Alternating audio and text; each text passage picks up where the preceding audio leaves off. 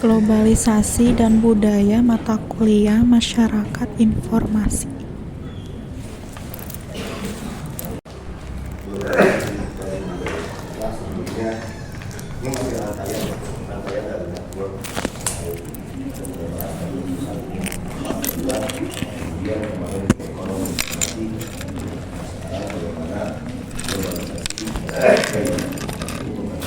Baik secara global dan lokal, atau hanya global yang masuk ke kita, atau lokal yang kita mampu mempromosikan ke tanah global.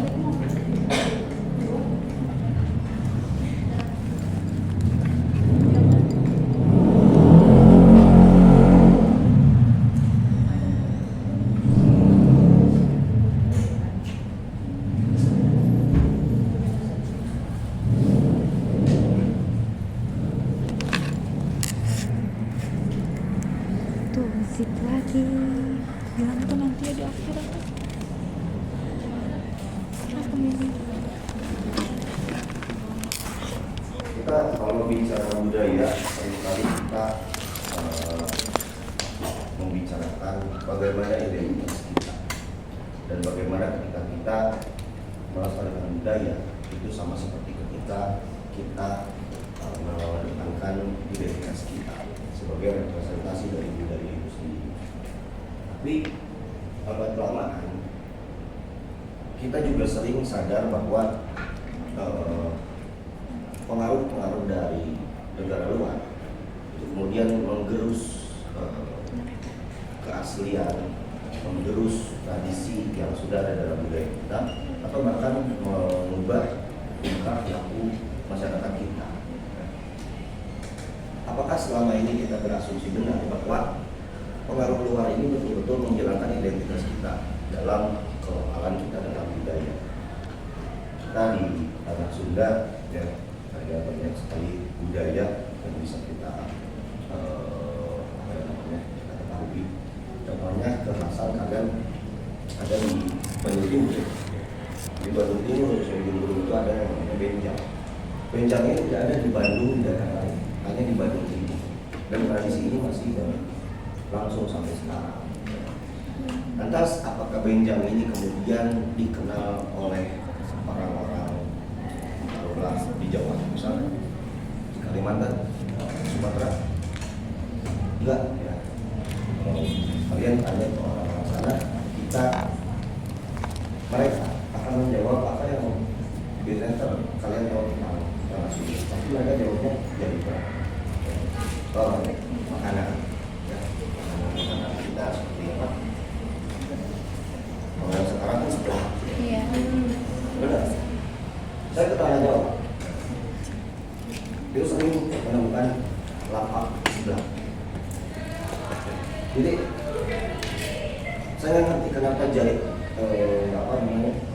benjang nggak bisa mengekspansi ke daerah luar, tapi sebelah bisa. Padahal secara kebesaran, apa sih besarnya sebelah? Hanya kerupuk mentah diceburkan ke dalam kuah panas. Kemudian bagaimana kita menjadi manusia Indonesia dalam jaringan global yang didominasi Barat tanpa menjadi pasif atau reaksioner? Seperti apa pasif itu? Pasif itu ketika ada budaya luar yang masuk, maka kita acuh tak acuh. Ya. Lalu reaksioner seperti apa? Jadinya kita mengikuti budaya luar tersebut, atau kita meninggalkan budaya kita sendiri. Itu disebut reaksioner. Itu pasif. Nah, banyak orang keliru bahwa di tengah-tengah sini itu ada yang namanya hibriditas. Ya. Kalau secara budaya itu mungkin dikenal dengan akulturasi. Ya. Tapi akulturasi saja tidak cukup, karena kalau bagi kalian misalnya ada yang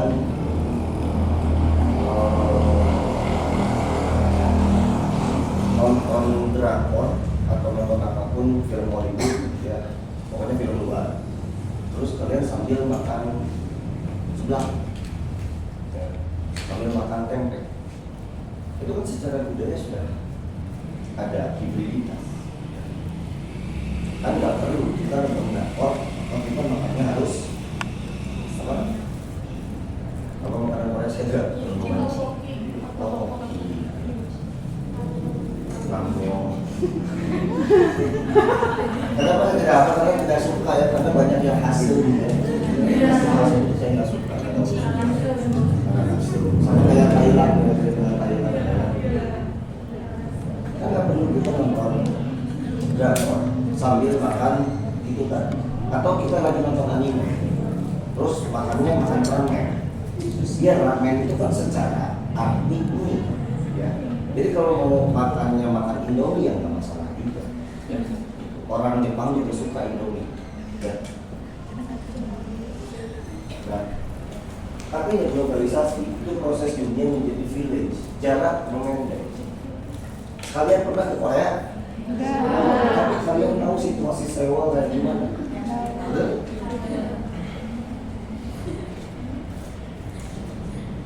Kita coba kenalkan, ya. Tapi kurangnya kita yang dikenal orang kita hanya lain. Ya. Kan ada bule, banyak bule yang Indonesia Bali itu di Indonesia, memang Bali dari Indonesia.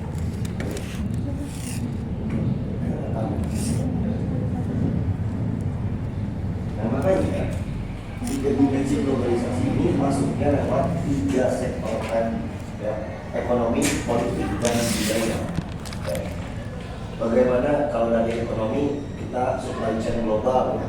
Supply chain global itu maksudnya salah satunya e-commerce atau produk-produk yang bisa menghasilkan ekonomi. Ini dari Korea udah mulai bisa kalian konsumsi kan, ya. Terus bahan-bahan topoki, terus apa lagi? Apa sih itu yang dibungkus? Saya kenal itu makanya kimbap ya. Kimbap dari dibungkus sama bukan kan? Kayak kol gitu. Kol mas dong. Kimchi.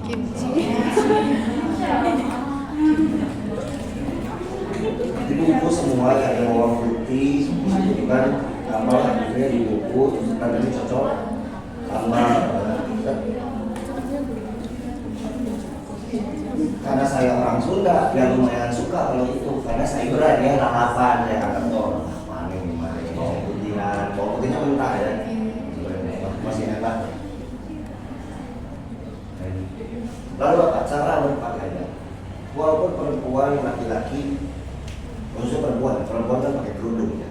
Tapi kan enggak semestinya kalian, ya saya pakai kerudung maka harus pakai style Arab, ya. Enggak, kan bisa dipadu-padankan, ya. Ada yang pakai jeans, ada yang pakai rok, ada yang pakai tunik, ada yang pakai tunik baju ya. Rok kulon, ada yang pakai, kalau rok garis-garis itu apa? Ini beneran daging,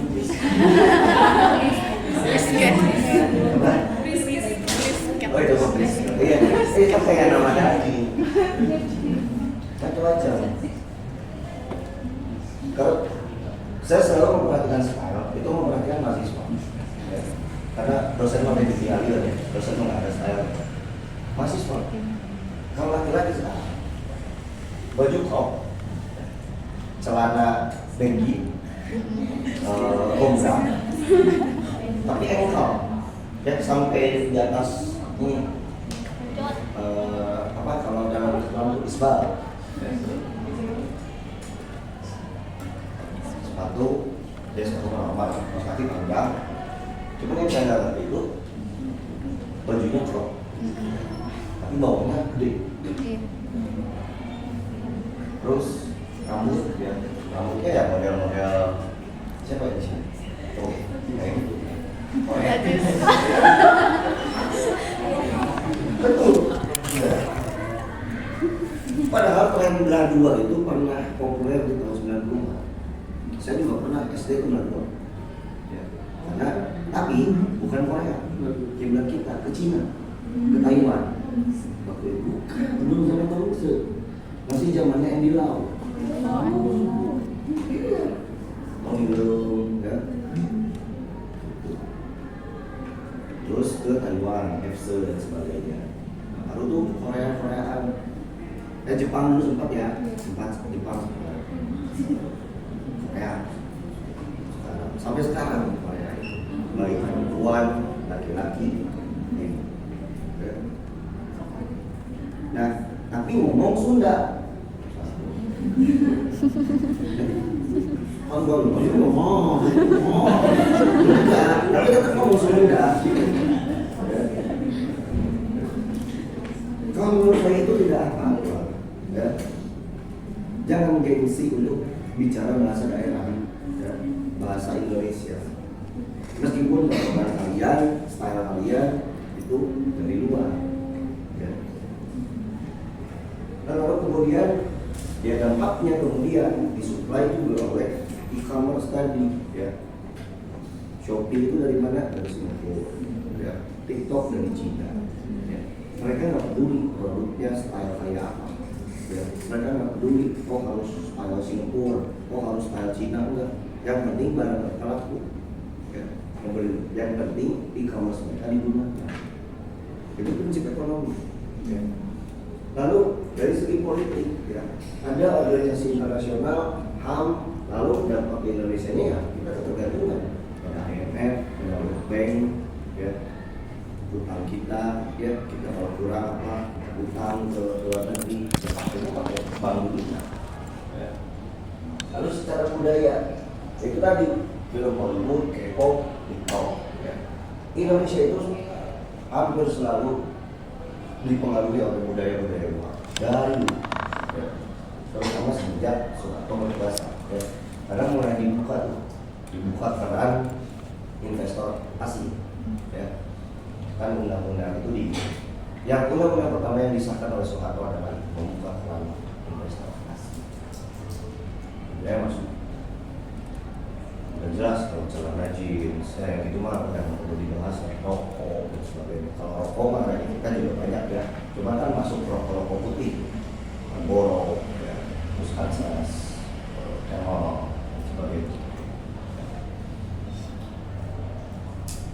Anak muda lebih paham Korea dari daerah sendiri. Itu enggak? Ya. Kalian pasti lebih tahu wilayah pedalaman Korea. Pedalaman di Korea apa ya?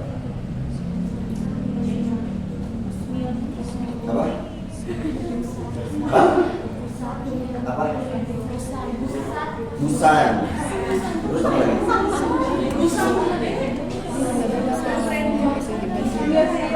Busan lah lumayan gede, ya. Busan itu cukup gede. Ada nggak? Gangnam cukup gede, ya. Terus apa lagi ya? Ada nggak? Jeju. Pulau Jeju tuh, kami tahu Pulau Jeju. Tapi kalau saya tanya, kamu tahu nggak ada Cimaung di Kuntang?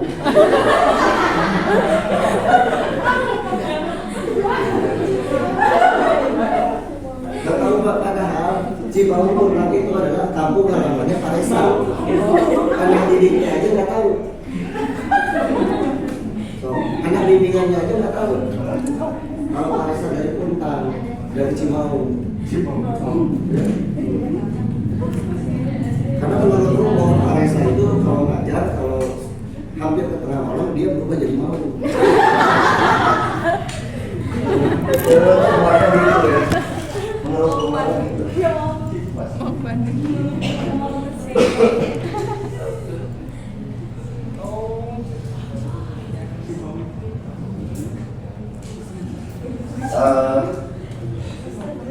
Ada 3 teori dari globalisasi budaya. Ada imperialisme budaya, ada imigrasi, dan ada kosmopolitisme.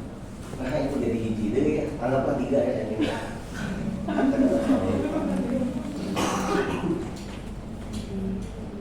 Teori imperialisme budaya ini dikenakan oleh Schiller ya di tahun 70-an. Globalisasi itu sama dengan dominasi barat, ya, Amerika Serikat, Eropa atas selatan. Media sebagai alat penjajahan budaya. Kemudian Hollywood mempromosikan gaya hidup konsumtif. Ini terlalu deterministik. mengabaikan agensi lokal. Padahal pihak-pihak kita pun sama halnya mereka membuka keran. Tidak hanya investor asing, tapi juga semua perekonomian itu dibuka juga. Ya, kayak misalkan apa?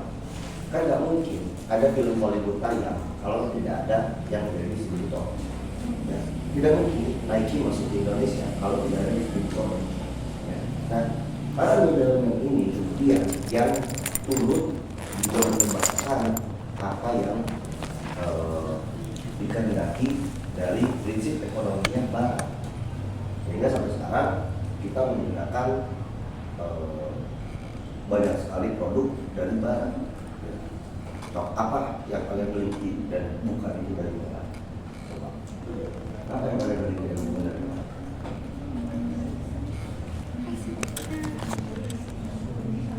Saya nggak punya Pak, baru dari Barat. Benar. Gak ada yang minimal kita punya satu barang dari Barat. Apa ya? Kita kan belum bisa produksi sendiri. Ya. Oke, kalau dari Cina, dari Taiwan, dari Amerika, dari mana? Dari Jepang, dari Korea, Samsung, Korea, ya Korea.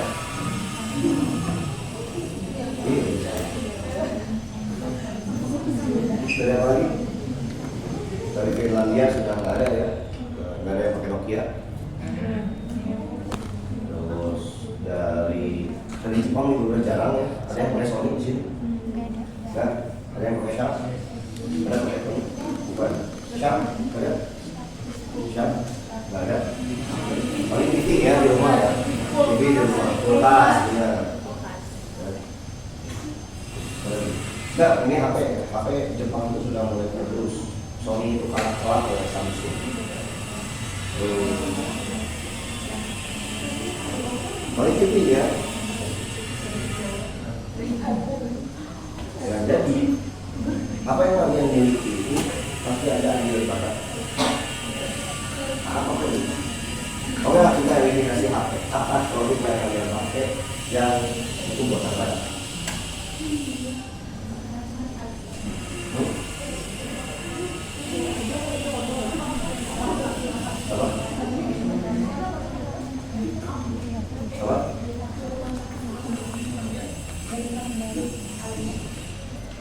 Apa yang kalian pakai dari mana? Ya, kalau lokal banyak ya, kalian kerudung juga pasti lokal. Ngapain kerudung dibikin di Korea?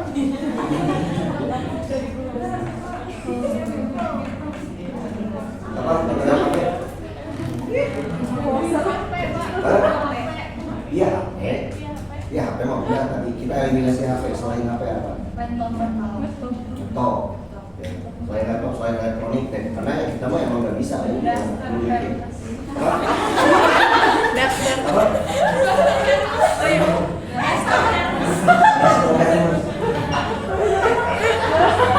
Kamu punya, kamu handphone.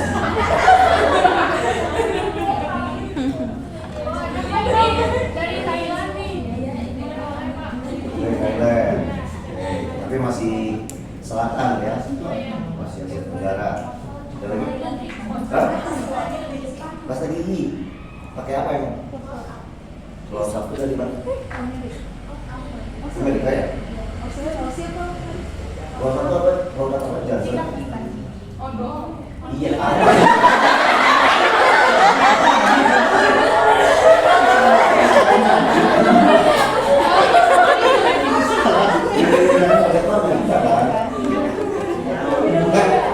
Yang level itu Prancis ya? Coba Prancis atau Amerika saya lupa. Oh sorry, iya benar. Amerika. Yang Prancis itu danau. Belum lagi. Jadi fisika tingginya juga. Jadi ini pakai apa?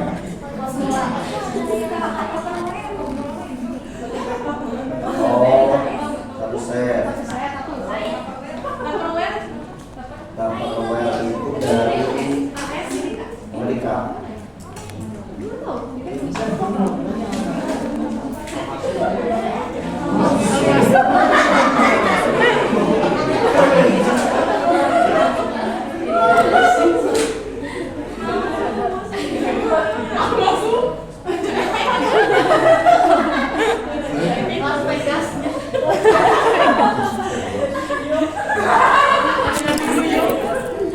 Namanya harus pakai gelas belum.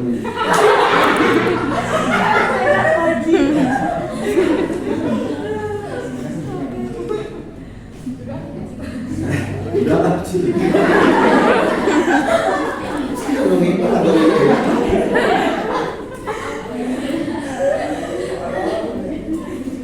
Tapi sekarang kita sudah mulai local pride ya.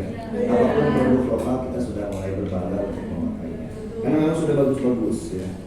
Kerudung sudah jelas, pakaian sudah jelas ya. Apalagi di Bandung. Kalau di Bandung ya udah lebih jelas lah. Produksi di Bandung itu nggak bisa di yang gede lagi mah aku tiduran.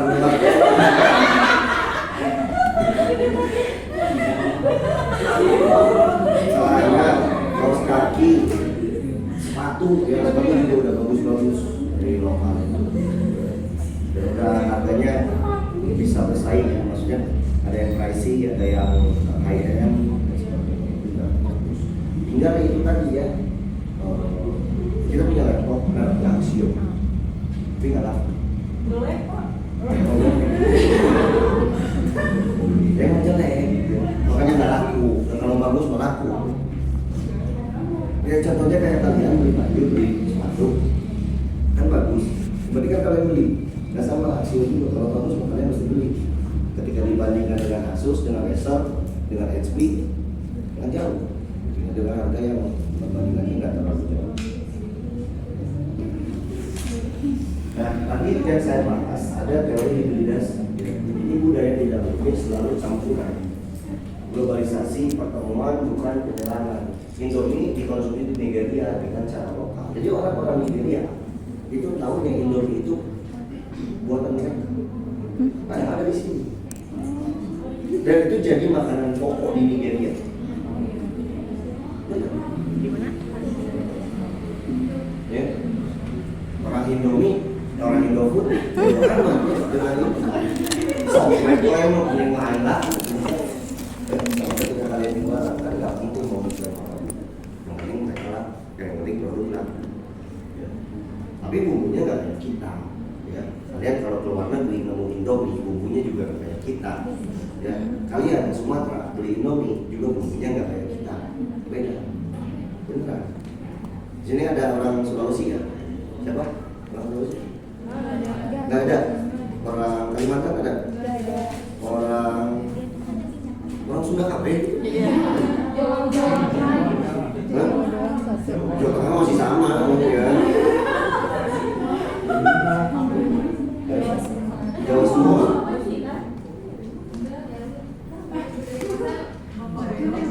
Tinggal contoh ya. Nah, ramai itu masih nggak ada contoh. Adalah kamu aja pura-pura jadi. Oh, ada banget. Mama aku beli Indomie di Arab beda rasanya apa? Oh, beda. Ada lagi yang mamanya beli. Ada yang beli di Nigeria? Saya nggak tahu ada yang mamanya beli di Nigeria.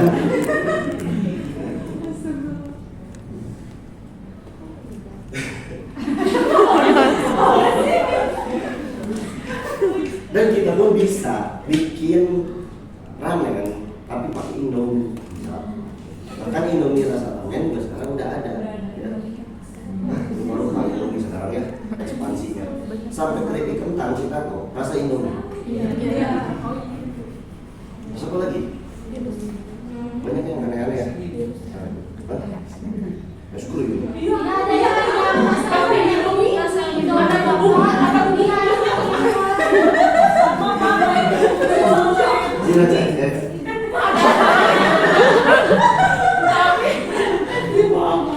Saya kalau nanya itu ada di Popo di Rancaikek, saya nggak akan heran. Dari mana heran nih? Ada Rancaikek dan Popo.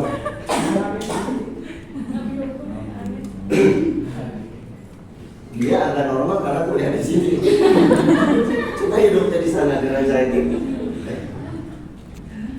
Indomie rasa maca ada? Belum. Nah, ini bakal bikin. Risol maca ada. Iya. Kalian tahu cara pernah mencoba? Enggak. Oh, lihat tadi.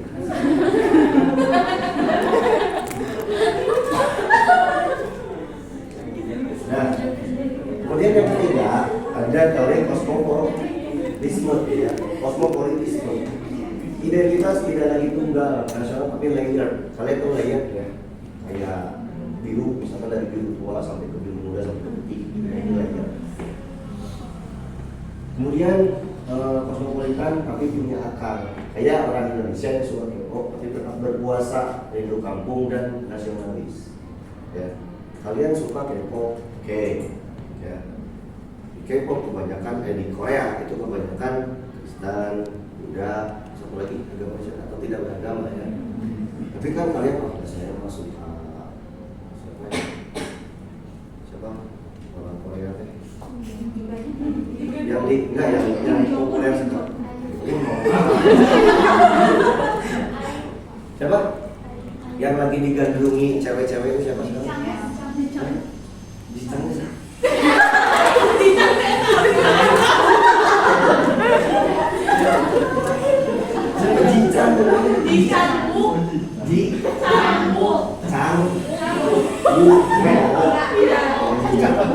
Itu siapa?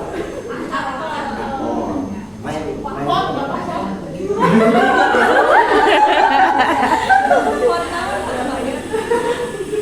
Main dulu apa?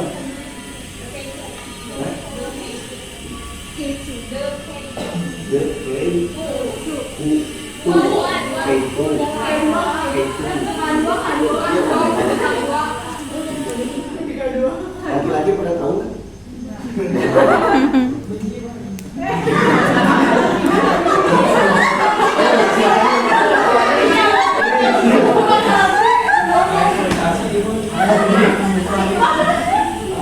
Itu pernah terjadi di hidup saya. Ketika saya ngapain sih orang-orang dari nonton Korea, terus saya jujur musiknya saya nggak suka. Kalau musiknya karena sudah dengar dulu tuh zaman saya kuliah tuh yang ramai itu Junior SNSD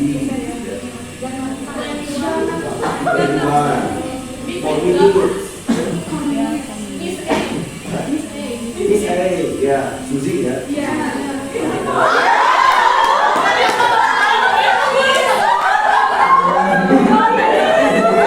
Saya sebenarnya belum tidak tahu. Lama kelamaan kan terngiang-ngiang ya. Ada yang lagunya siapa tuh yang Put Your Hands Up? BM.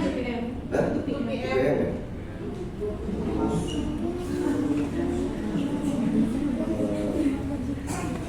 Sekarang istri saya justru nonton drakor. Terus, ya kan saya suka nemenin ya. Terus saya suka bawel juga. Jadi buat itu gini. Saya malah nggak peduli. Lama-lama kan, wah itu pelajar penting.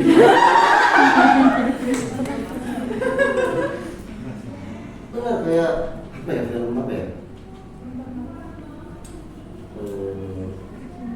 Banyak tapi saya suka lupa judul ya. Karena judulnya kadang ada Koreaan, kadang Inggris ya, kadang pokoknya kayak selain Inggris saya nonton. Tapi drakor yang pertama saya nonton itu yang yang orang tua, terus orang tua itu pada ambisi buat si anak itu masuk ke sekolah. Bukan penthouse, sebelum penthouse. Yang mengguru apa? Ibunya jahat, mengguru pemimpin kita. Itu kok saya bilang gila ya. Dan ternyata itu katanya di Korea itu seperti itu ya. Ambisi orang tua untuk memasukkan anak ke sekolah-sekolah swasta favorit itu sampai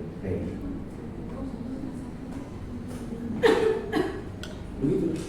Jadi nanti kalian ngerasain juga kalau budaya Korea ini kan namanya Hallyu ya, Hallyu Wave. Kalau itu masih bertahan.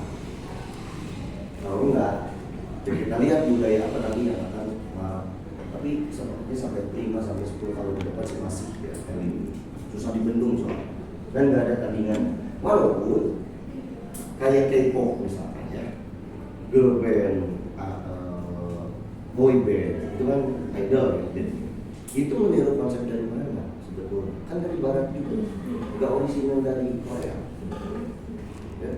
Jadi coba Korea bisa ngimbang ini maksudnya kita lebih banyak dance aja ya. Kita taruh di depan yang suaranya bagus ya. Yang suaranya jelek tapi kan ya udah dia sudah ngomong cepat aja anggap aja itu nggak ada bener kan?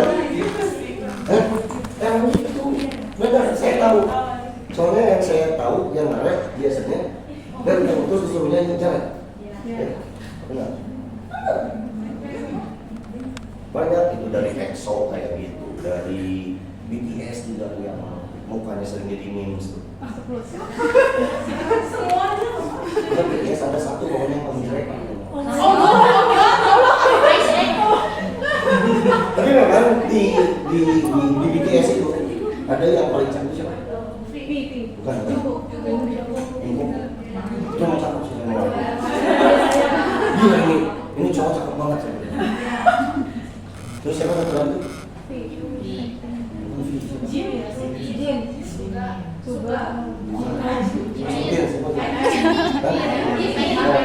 Bukan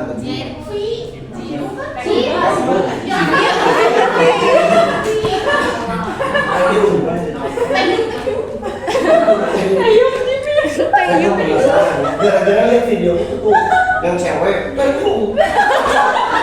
saya lihat secakap apa sih kayak gitu saya cari pas saya lihat anjir emang cakep itu saya aja nggak nyangka ada orang secakep ini bener emang itu mau dia mau jadi cewek dia mau jadi cowok cakep bener mukanya emang bener cakep itu jadi ya kebayang saya punya muka kayak gitu tapi dia legendnya enggak ya legendnya dia tengil yang wajah seganteng kayak apa ya sifat tapi gerak tubuh gitu loh gimana ya kayak gitu nah susah ngejelasinnya.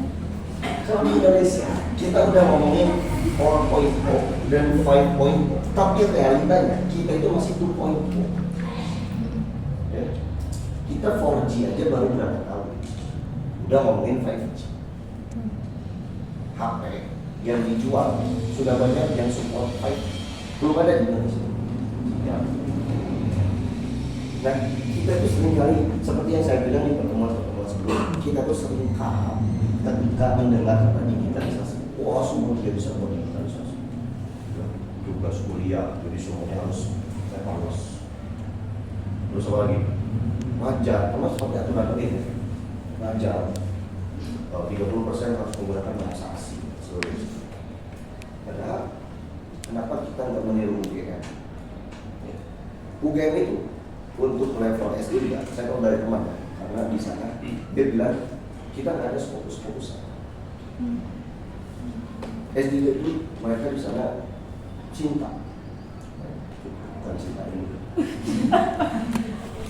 jurnal cinta dengan alasan kenapa sih UGM baru jurnal cinta yang lain udah fokus-fokusan UGM cuma bilang kita percaya jurnal nasional kita percaya pada peneliti-peneliti lokal itu kan keren ya cuman itu regulasinya karena dia regulasi Sinta 1, Sinta 2 minimal Sinta 3 itu kalau masuknya susah prosesnya panjang dan revisinya gila-gilaan dan nggak semua topik bakal aksen sudah bagus kita itu mengkurasinya nah harus fokus-fokusan sekarang nambah lagi kan syarat dari jadi bubes itu dari guru besar nambah lagi selain fokus itu harus core Sintanya berapa harus citasi di Google berapa dan sebagainya dan semakin tahu itu semakin nambah beban ini yang kita sering kali seperti coba kalian ngerasain ya nanti kalau misalkan mau kuliah terus S2 walaupun nggak ada ilmu perpustakaan, ya paling dikit tugas-tugas yang jujur masih serius. Ya. Ini bagi saya agak aneh. Di samping itu kita sedang ngepres banget ya, ngepres banget mahasiswa di dalam jurnal, dosen dan sebagainya, semua dipush untuk bikin jurnal. Tapi itu tadi masalahnya di kita itu globalisasi masih di 2.0. Di luar udah 5.0. Permasalahannya adalah gap itu bisa dikalahkan dan langsung dipangkas oleh AI. Kalian kalau lihat media sosial sekarang, banyak konten kreator itu yang mengajarkan kalian untuk bikin skripsi pakai AI tanpa mikir. Dan gimana caranya ngakalin bebas dari tool meeting, nggak terdeteksi oleh tool meeting ataupun detektor lain. Ada tools sampai karena itu di media sosial. Ya. Ini adalah kematian bagi akademik writing. Untuk apa lagi? Gampang saya pernah kasih kalian tugas. Terus saya tinggal kasih prompt-nya. Ya, terserah kan. Ada yang VT, ada yang pakai Cloud, ada yang pakai Gemini, ada yang pakai apa lagi? DeepSeek dan sebagainya. Atau satu tugas dikomparasi, pakai semua AI. Mana yang paling relevan dimasukin bakal ketahuan kan? Yang jelas bakal ada foto sih. Gak semua dosen juga ngerti AI. Itu masalahnya. Ya. Jadi kalau bagi saya, untuk apa lagi kita meneruskan budaya akademik writing? Sedangkan writingnya sendiri sudah ada cheating. Kalau dulu teman saya bilang, ya kan kita juga dulu udah zaman Google, tapi kan kita nggak boleh googling. Beda googling dengan AI. Karena informasinya dulu kita googling, belum banyak orang yang ngisi informasi di sana. Tapi kalau sekarang, kalian pas bikin skripsi, kalian mau nyari apapun, tahu apapun, mau nyari skripsi saya, mau nyari tesis saya, ketemu. Sudah ada banyak aku, sudah banyak. Nah kebayang kan, kalian udah di-push, jurnal, terus anual, tapi bisa diakali oleh saya nonton semacam kuliahnya dari Irwan itu sama mahasiswa. Jadi mahasiswa itu ada yang tanya, Mas, kami itu ada dosen yang tidak menggunakan AI, ada dosen yang membolehkan kami menggunakan AI. Kalau saya itu gimana? Jadi Pak Irwan ini menarik ya, dia jawabnya simpel. Jangan sampai ada dosen yang melarang mahasiswa pakai AI. Tapi harus diberitahu juga cara penggunaan AI ini seperti apa. Lalu, bagaimana dosen mengakali supaya mahasiswa menjawab soal dari dosen tidak menggunakan AI? Dia bikin pertanyaan yang tidak bisa dijawab oleh AI. Saya mikir kan, apa mungkin seorang dosen bisa membuat soal, membuat perintah yang tidak bisa diselesaikan oleh AI? Coba kalian pikirkan ya.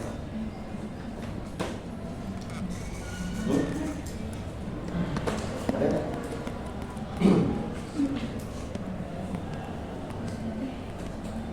Yang nggak bisa dijawab oleh AI? Ada nggak?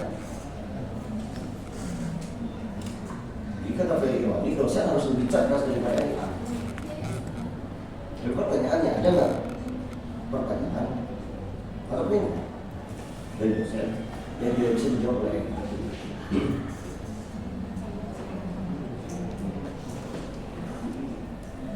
Ada nggak?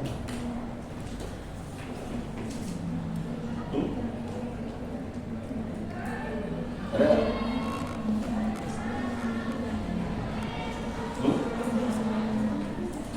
Ini kayak balik ke mata kuliah filsafat. Benar, dulu pernah ada mahasiswa nanya ke saya, Pak, ada nggak Pak hal tidak bisa diciptakan oleh Tuhan. Saya bilang tidak ada. Dia bilang, ada nggak Pak? Benda ciptaan Tuhan, tapi Tuhan sendiri tidak bisa mengangkat. Jadi barang yang terberat di dunia, yang bahkan Tuhan pun tidak bisa mengangkat, bisa nggak Tuhan menciptakan itu?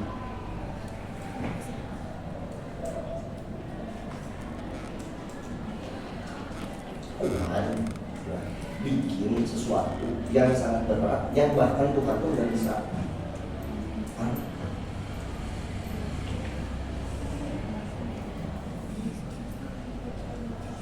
Ya.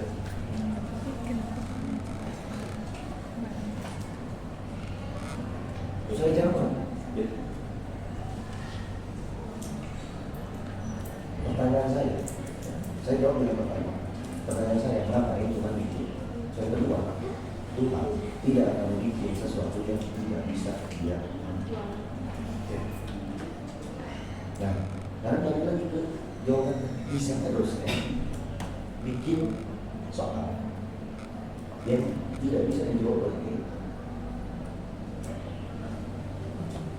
Perbandingannya nggak apple-to-apple. Kalau dosen bukan Tuhan, dan mungkin kalian menganggap AI lebih cerdas daripada dosen, tapi bisakah dosen untuk membuat pertanyaan yang tidak bisa dijawab oleh kita?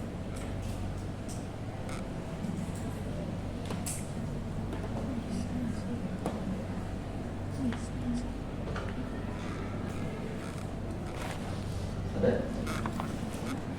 Tapi kalau kalian tanya saya, ada apa? Saya jawab, ada. Apa? Tugas kalian mana boleh? Bisa dijawab oleh ya? Bisa dijawab oleh ya? Saya paksa kalian untuk terjun langsung ke masyarakat marginal. Yang bahkan tidak semua dosen pun mampu untuk bisa mendekati masyarakat marginal. Harus kalian yang datang ke sana, nggak bisa AI yang ke sana. Ya, kalau kalian hanya AI hanya mungkin memandu kalian. Nah, kan selanjutnya kalian sendiri yang harus ke sana, yang harus ngomong, yang harus berinteraksi, yang harus ini dan sebagainya. Ya. Jadi bisa jawabannya. Cuma harus gimana? Harus mikir. Pertanyaannya, mikir. Mau berpikir lah, jawablah kalian. Gimana caranya?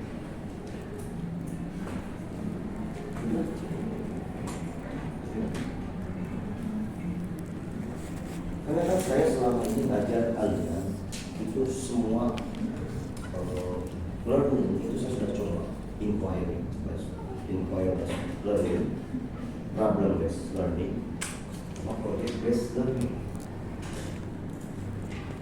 Nah sekarang saatnya kalian mengkombinasikan learning yang kalian dapatkan dari saya untuk langsung ada guna kalian ke masyarakat. Saya tahu betul bahwa mahasiswa ya, sekarang itu lemah ketika langsung berkontribusi langsung terjun ke masyarakat. Ya. Kelemahan kalian karena apa? Ya bukan salah kalian juga, tapi memang zamannya sekarang tidak mendukung kalian untuk lebih pekat terhadap ilmu sosial kalian. Karena semua sudah ada di situ. Semua sudah ada di situ. Apapun yang kalian cari ada semua di situ. Itu yang menyebabkan kekurangan kompetensi dari mahasiswa saat ini dikarenakan kemudahan yang terlalu cepat.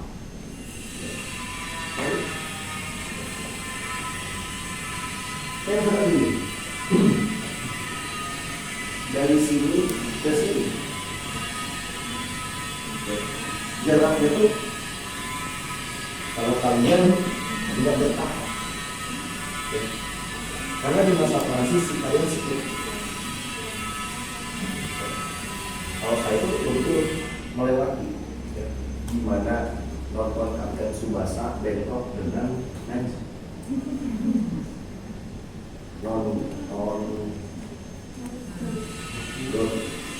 Naruto itu pas saya gede. Nonton Doraemon bentrok dengan saya jadwal sekolah sepak bola. Nonton apa ya? Pokoknya ada sinetron jam 8 itu ditonton sama satu keluarga. Dan terjadwal. Minggu depan jadwal sinetron anu semuanya. Kalau sekarang kapanpun dari sinetron ya perlu dijadwal. Kalaupun dijadwal itu kan kita janjian. Mau nonton mana? Kalau nonton sendiri mah bebas. Paling tradisi itu masih muncul ketika nonton bola. Dan sudah ada jadwal nonton Persib, udah semua warga Jawa Barat nonton Persib ketika jam 7 kick off, jam 7 semua nonton. Gak ada yang ngeduluin lah, saya mau sekarang nonton Persib, nggak bisa. Itu like event. Nah, gap antara kesini dan kesini itu kalau kalian itu langsung dia mengalami gap antara muncul teknologi baru, muncul teknologi baru. Kalau kalian langsung dijejali semua teknologi baru kalian nikmat. Jeda kalian ada pas COVID, kalian COVID pas SMR.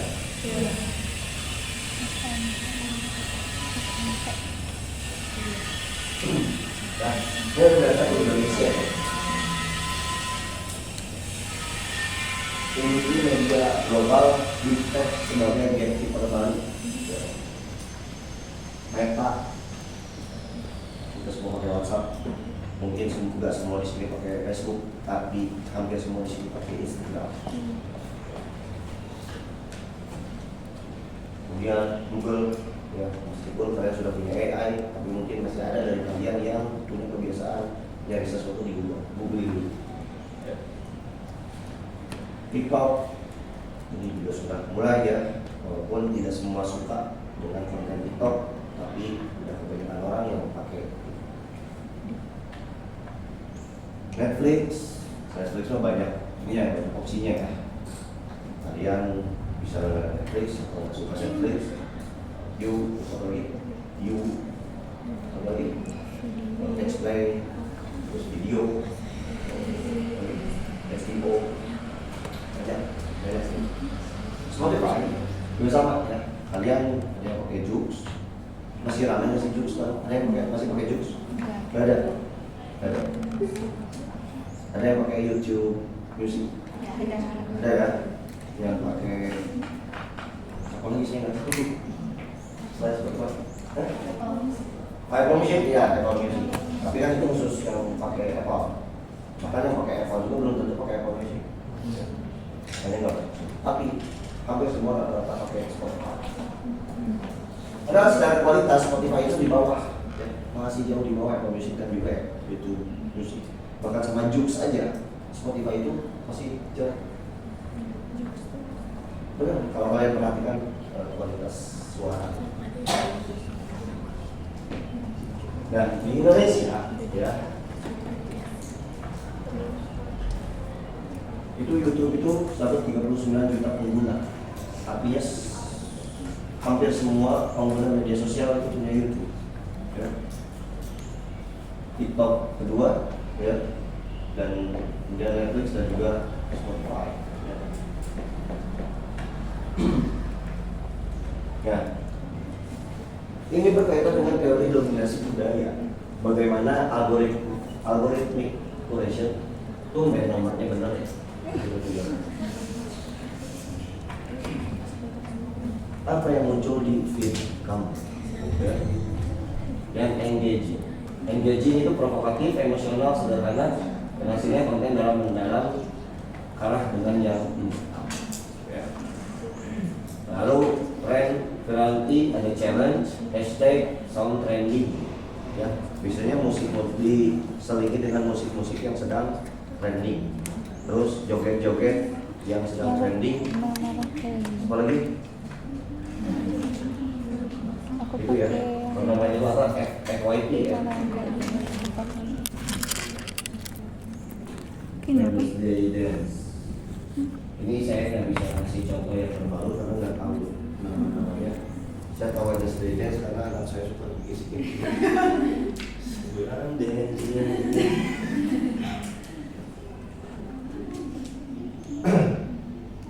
Lalu platform English First yang sekarang berubah ya, di App itu jadi apa? English One. Sama we. English Pecah. First. Terus Bikin, kalau English yang kirimin itu aja. kalau bikin konten-konten kayak ini bahasa Inggris siapa, ini bahasa Inggris siapa, ini bahasa Inggris siapa. Itu di English hegemony. Kemudian monetization model ya. Mereka dapat uang kalau ikut aturan platform ya. Konten yang advertiser friendly dan ya kalian yang sensor sendiri. Biasanya ini banyak tuh di TikTok kayak apa ya? Banyak formnya misalkan ada orang pura-pura review produk ya. Itu pura-pura review padahal itu bayaran. Bisa seperti itu, bisa juga ada yang begini. Dokter tidak memberitahu kamu kalau satu, misalkan mau panjang umur, banyak minum air hangat setiap pagi. Nomor dua, nah biasanya itu diselingi. Yang satu nomor dua itu fakta, yang kesannya itu beriklan. Nomor tiga, kalau nafasmu mau segar, gunakan merek ini. Nomor empat, seperti itu. Ini ada model yang seperti itu.